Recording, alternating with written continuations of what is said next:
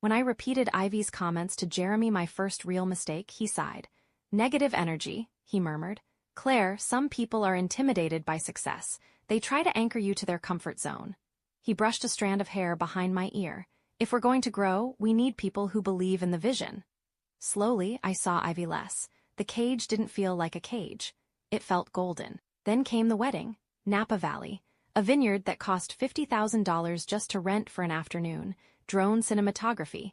Live jazz orchestra. 6-course tasting menu. Jeremy told everyone it was his gift. My bride deserves nothing less. 3 weeks before the wedding, he'd pulled me aside, looking stressed. Cash flow is tight at Apex right now because of the acquisition. Could we float vendor deposits from Lancaster Holdings dividends? Just temporarily. I'll reimburse next month. $200,000. I signed. He never reimbursed it. But the moment I should have run wasn't the check. It was the toast. My father stood up, 3 scotches deep, face flushed and loose. You know, folks, he boomed, swaying slightly, we always worried about Claire. Nervous laughter. She's too smart for her own good, a little intense. We wondered who could ever handle a woman who loves spreadsheets more than shopping. The crowd chuckled. I smiled, tight, polite. Then Conrad raised his glass toward Jeremy. But then came this guy, a man who finally knows what to do with all that potential. He paused. And let's be honest, a man who knows how to spend her money better than she does. The vineyard exploded with laughter. My mother laughed. Louise clapped. Jeremy threw his head back and roared, lifting his glass toward my father like they'd just sealed a pact.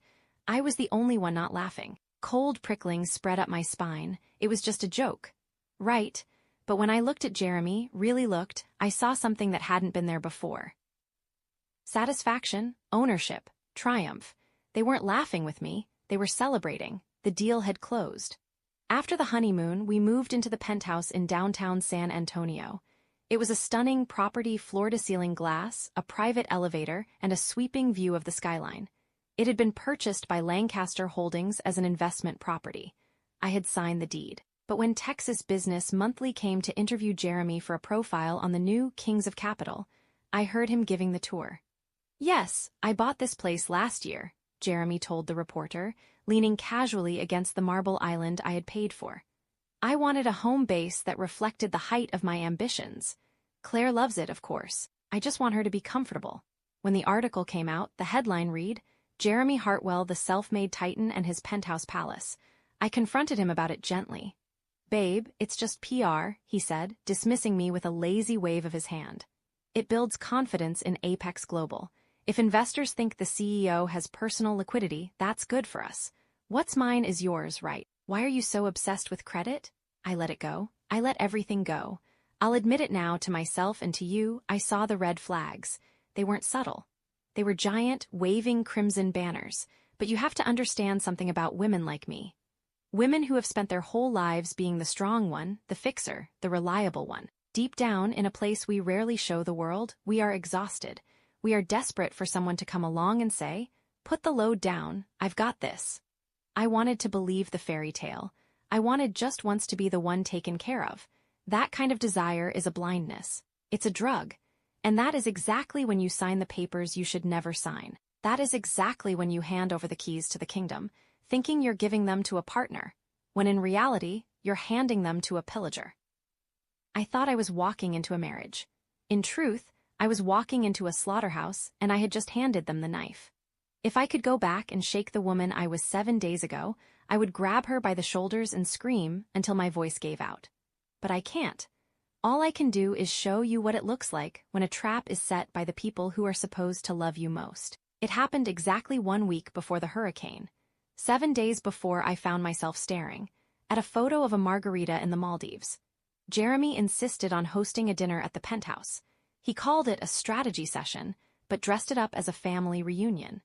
He invited my parents, Louise, and Gregory Blackwood, that oily lawyer in the sharkskin suit I mentioned earlier. Jeremy introduced Gregory as the family trust legal advisor, a title that sounded important but meant absolutely nothing. We were eating Chilean sea bass, $40 a plate, but it tasted like ash in my mouth.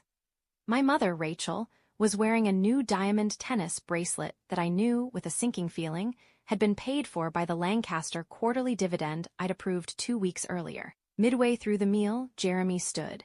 He tapped his wine glass with a silver fork. "I have something to show you all," he said, flashing that charismatic smile that had once melted my knees. He picked up the remote and clicked. The massive 85-inch television flickered to life. A PowerPoint slide appeared. The Davenport Hartwell Family Enterprise Plan. I almost laughed. It was so pretentious. But no one else laughed. Louise looked entranced. My father, Conrad, leaned forward, his eyes gleaming. Jeremy began his pitch, pacing the room like he was back at that financial tech conference in Austin. "Claire has done an incredible job holding the fort," he said, nodding toward me. "But holding the fort doesn't build a legacy. We need to expand. We need to leverage our assets." He clicked to the next slide, a dense diagram of arrows and boxes. "This plan proposes a collaboration and expansion. We merge the Lancaster Holdings assets with a new high-yield vehicle under Apex Global Management." Another click. Jeremy's voice turned smooth as velvet. "To do this, we need to streamline the ownership structure. Specifically, we need to transfer the 51% voting block currently in Claire's name into the new family trust." The room went deadly silent. I set my fork down. The clatter against the china sounded like a gunshot. "Transfer the voting block?" I asked, my voice calm but tight. "You mean I give up control?" Jeremy smiled, the kind of smile you give a slow child. "Not give up, babe. Consolidate. You'll still be a beneficiary, but the voting rights will be managed by a committee, me, your father, Graham, and you. It's for tax efficiency. Saves us nearly 12% in capital gains annually." I looked at the slide. Then I looked at my family. "So," I said slowly, locking eyes with my father, "you want me to hand over the steering wheel of the company Grandpa built? The company I've been running for 10 years? Conrad slammed his hand on the table. The silverware jumped. "Oh, for Christ's sake, Claire," he snapped, his face flushing an ugly shade of red. "Why do you always have to be so difficult?" "I'm not being difficult, Dad," I said quietly. "I'm being prudent. Grandpa left that 51% to me for a reason."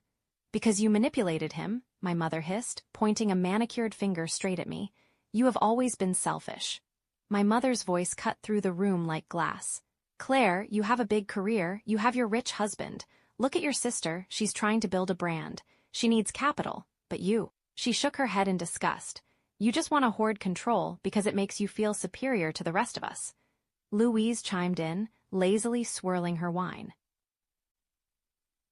"Honestly, Claire, it's embarrassing. You don't understand branding, you're an operator." She gave Jeremy a smug little smile. "Let Jeremy and me handle the vision. We're going to build a kingdom. You're just in the way." I felt like I'd been slapped. And for the record, I was the one paying for the wine she was drinking. I turned slowly to Gregory Blackwood. He had been sitting quietly the whole time, watching us like a vulture waiting for a wounded animal to stop kicking. "Gregory," I said evenly, "explain the voting structure in this new trust." He cleared his throat and adjusted his glasses. "Well, Claire, legally speaking, it's a carved-out protection vehicle. You remain the primary economic beneficiary, meaning you receive the income, but the administrative powers, the voting rights, are delegated to the trustee board to ensure swift execution of market opportunities." He smiled politely. "It's standard industry practice for assets exceeding $10 million.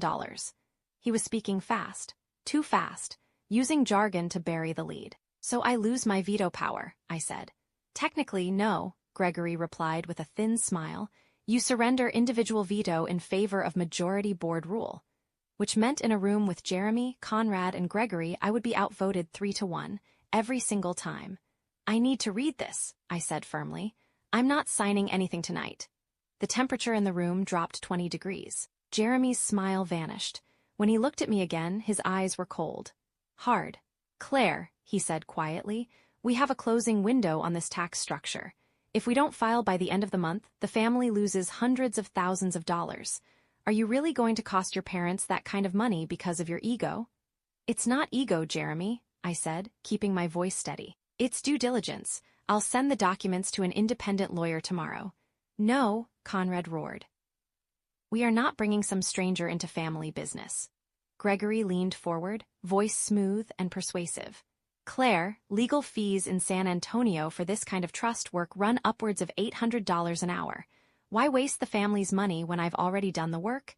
Then he delivered the real weapon. "Don't you trust your own husband?" There it was. the loaded question. Don't you trust me? I looked at Jeremy. He had already switched tactics. The aggressive CEO was gone, now he was the wounded husband. He slumped back in his chair and dragged a hand down his face. I've been working on this for 6 months, he said softly, just loud enough for everyone to hear. Claire, I did this for you, so you could stop working so hard, so we could be a real team. His voice cracked slightly. And here you are treating me like a hostile takeover. I looked around the table. My mother looked disgusted. My father looked furious. Louise looked bored. And Jeremy looked like I had just stabbed him in the heart. The walls started to close in. This is how they do it. They don't force you with a gun. They corner you with guilt. They make you feel like the crazy one for asking to see the map before you get in the car. Fine, I said, my voice trembling just slightly. I'll read it myself tonight, but I'm not signing right now. The dinner ended 10 minutes later. No one said goodbye to me. My parents hugged Jeremy and ignored me. Louise took a selfie in the elevator and didn't even look in my direction. For the next 4 days, my house became a silent war zone. Jeremy didn't yell. He punished me with silence. He moved through the penthouse like a ghost. When I tried to talk to him, he gave one-word answers. Fine, okay, whatever. He slept with his back to me, right on the edge of the mattress. And when I reached out to touch his shoulder in the middle of the night, he flinched away like my skin burned him.